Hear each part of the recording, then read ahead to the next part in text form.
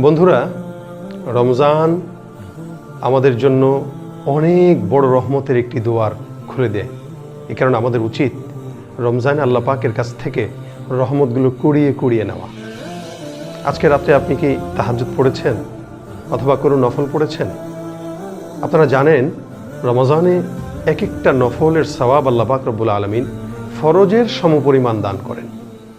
এই রমজানে যদি কেউ এক রাকাত নফল নামাজ আদায় করে, এই রমজানে যদি কেউ 2 রাকাত নফল নামাজ আদায় করে, সে 2 রাকাত ফরজের সমপরিমাণ সওয়াব পাবে। আমরা তো সাহারির সময় এমনি উঠি, একটা কাজ করতে পারি। আমরা সাহারির আগে অন্তত আধা ঘন্টা আগে উঠব।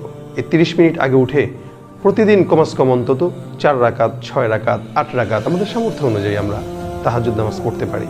পাশাপাশি আমরা আওয়াবিন পড়তে পারি, আমরা ইশরাক, আমরা চাশত, যার যতটুকু সামর্থ্য হয় আমাদের অবস্থার উপর বিবেচনা করে আমরা বেশি বেশি নফল ইবাদত করব। কারণ অন্য সময় নফল ইবাদত করলে নফলের সওয়াব হয়, আর রমজানে নফল ইবাদত করলে ফরজের সমপরিমাণ সওয়াব হয়।